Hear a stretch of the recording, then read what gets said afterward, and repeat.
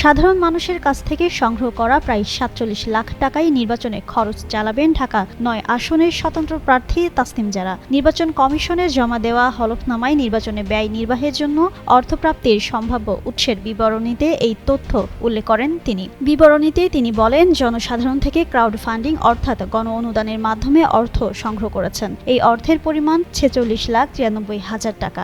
জাতীয় নাগরিক party NCP senior যুগ্ম সদস্য সচিব থাকাকালে নির্বাচনী ব্যয় চালাতে এই অর্থ সংগ্রহ করেন তাসনিম জারা। এর মধ্যেই নির্বাচনে জামায়াত ইসলামী ও সমমনা দলগুলোর সঙ্গে এনসিপির নির্বাচনী জোট নিয়ে পদত্যাগ করেন তিনি। ঘোষণা দেন ঢাকা ৯ আসনে স্বতন্ত্র প্রার্থী হিসেবে নির্বাচন করার। একই সঙ্গে সংগ্রহ করা অর্থ কেউ চাইলে বিকাশ ও ব্যাংকের মাধ্যমে ফেরত দেওয়ার কথা জানান যারা। এর মধ্যেই স্বতন্ত্র প্রার্থী হিসেবে নির্বাচনে অংশ নিতে মনোনয়নপত্র জমা দেন তিনি। নির্বাচনী হলফনামায় ক্রাউড ফান্ডিংয়ে পাওয়া প্রায় ৪৭ লাখ টাকার পুরোটাই নির্বাচনে ব্যয়ের কথা জানান ঢাকা ৯ আসনের স্বতন্ত্র এই প্রার্থী।